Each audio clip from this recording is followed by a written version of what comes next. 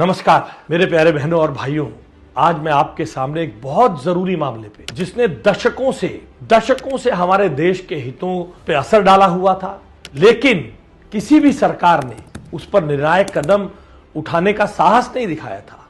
और आज पहलगाम हत्याकांड के, पहलगाम नरसंहार की बैकग्राउंड में मैं आज आपसे उस विषय पर, जी हां, इंडस वाटर ट्रीटी पर भारत सरकार के मजबूत और दृढ़ निश्चय के संदर्भ में आपके साथ बात करने के लिए आया हूं। आप सब जानते हैं, कई दशक पहले एक संधि हुई। सालों तक अपने संसाधनों का हम पूरा उपयोग नहीं कर पाए। पिछली सरकारें चाहे किसी भी दल की क्यों ना रही हो, उनकी नीतियां हमारे किसानों के लिए, हमारे धरती की प्यास बुझाने के लिए, हमारी देश के हितों के साथ नहीं चलती थी। हमारा पानी हमारी धरती की प्यास बुझाने की जगह सीमा पार बहता रहा। लेकिन भाइयों और बहनों, यह नया भारत है। यह आदरणीय प्रधानमंत्री नरेंद्र मोदी जी के नेतृत्व वाला, दृढ़ इच्छा शक्ति वाला, विश्व का विकसित भारत बनने के संकल्प लेने वाला भारत है, जो अपने हितों की रक्षा करना जानता है। याद कीजिए, जब उरी में हमारे वीर जवानों पर कायराना हमला हुआ, तब प्रधानमंत्री जी ने कहा था, खून और पानी साथ साथ नहीं बह सकते। यह बयान सिर्फ बयान नहीं था, यह एक संकल्प था, क्योंकि नरेंद्र मोदी जी की सरकार सिर्फ घोषणा ही नहीं करती।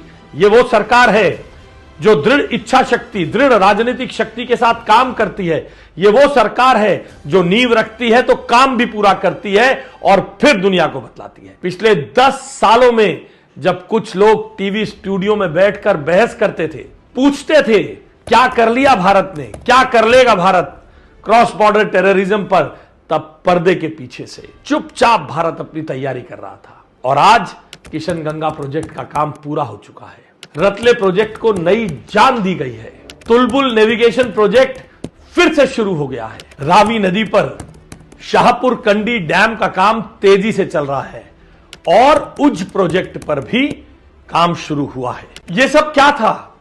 यह भारत अपने हिस्से के पानी को रोकने, उसका सही इस्तेमाल करने की तैयारी कर रहा था और अपने किसानों के लिए, अपने लोगों के लिए, अपने उद्योगों के लिए, अपने सामरिक हितों के लिए, अपने संप्रभुता के लिए उसकी रक्षा करने की तैयारी कर रहा था। और आज जब सरकार ने पहलगाम हमले के बाद अपने अधिकारों की रक्षा के लिए, अपने देश की रक्षा के लिए इंडस वाटर ट्रीटी का पूरी तरह उपयोग करने का फैसला किया है, तो कुछ तथाकथित विशेषज्ञ सवाल उठा रहे हैं। उन्हें यह समझ ही नहीं आ रहा कि यह सब रातों रात कैसे हुआ। अरे भाई, ये रातों रात नहीं हुआ। ये 10 साल की कड़ी मेहनत, 10 साल की रणनीति, 10 साल के मौन संकल्प और अपने अंदर भरपूर देश के हितों की रक्षा करने की राजनीतिक इच्छा शक्ति का परिणाम है। भाइयों और बहनों, मैं ये स्पष्ट कर देना चाहता हूं, यह कोई बदले की कार्रवाई नहीं है जो तथाकथित सेक्युलर जमावड़ा इसको लेकर दुष्प्रचार करता है। यह कोई बदले की कार्रवाई नहीं है, यह किसी के खिलाफ युद्ध नहीं है, यह भारत की सोची समझी रणनीति है।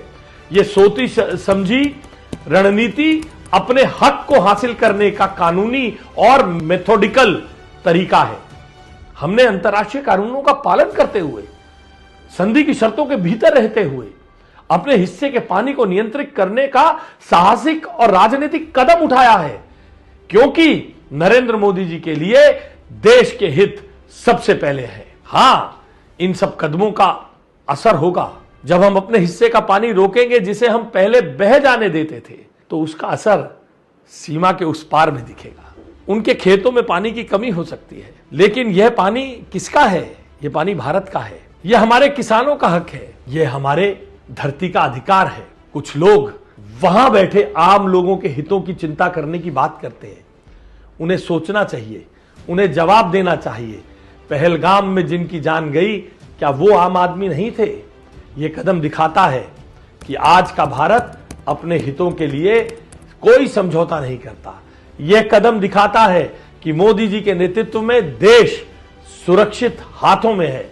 हमने बिना शोर मचाए, हमने बिना पब्लिसिटी स्टंट किए, बिना अंतरराष्ट्रीय विवाद को खड़ा किए, एक रणनीतिक, एक सामरिक जीत हासिल की है।